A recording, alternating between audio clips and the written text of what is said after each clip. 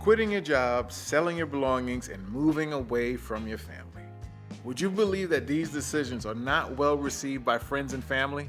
Because we went against society norms, which apparently means that if we don't fit into a specific role or if we were not following a certain path, we were doing something wrong.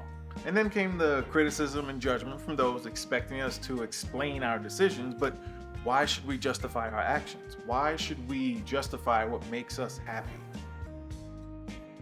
For 5 years, we've been living this unconventional lifestyle, and we still get asked, when will this phase of ours end? Or when are we going back and find a real job? It's like we have time to just sit down and do nothing.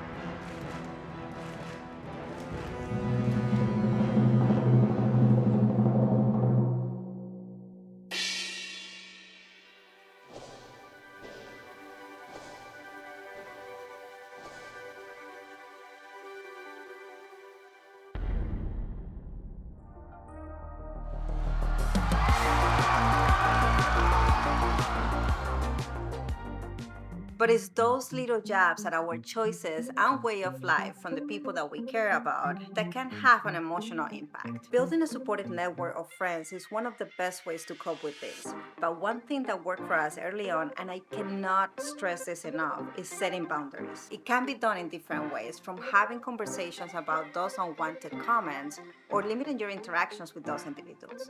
Now, I'm not the type of person to limit interactions with people, I just cut them off. Because I'm all about my happiness, and I'm here to protect it.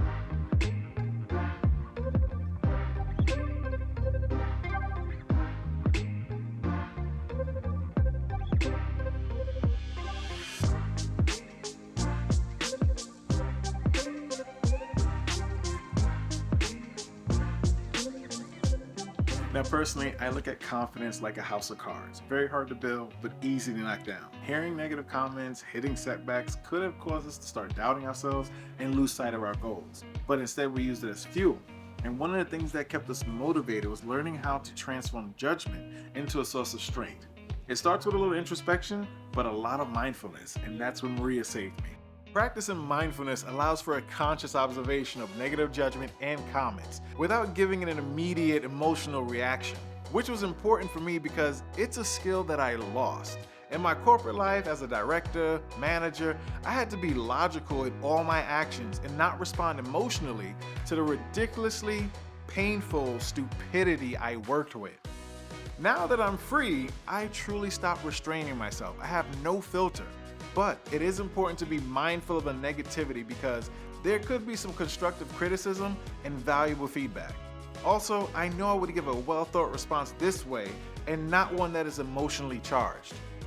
Now I know we will always be pressured to conform, but if that pressure ever became something that stresses us emotionally or mentally, then we would just have to cut our connections to it.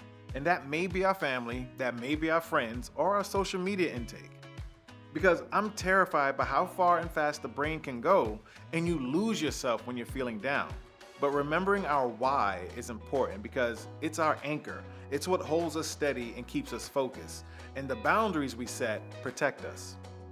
Because trying to justify your actions with someone that doesn't agree with you can only be seen as you lacking confidence or looking for approval and validation. However, there are extremely powerful reasons why you shouldn't justify your actions. First, it strengthens your confidence. When you don't feel the need to justify every action, it signifies a strong belief in your choices and reinforces the self-confidence. Second, you avoid over-explaining. Sometimes it can make things even confusing. It's like talking too much and making things less clear. And third, you set personal boundaries. You don't need to explain everything to everyone. It's okay to keep some things private or just for yourself. This shows that not everything needs other people's approval. And the last point is reducing stress and pressure. And I can't stress this enough. Constantly feeling the need to justify yourself can be mentally taxing. Choosing not to justify every single action can actually alleviate unnecessary stress and pressure, leading to a much more relaxed and confident approach to decision making. But maybe you're not there yet. maybe you're still trying to figure out if sacrificing everything for something better is what I want, then this video right here is for you.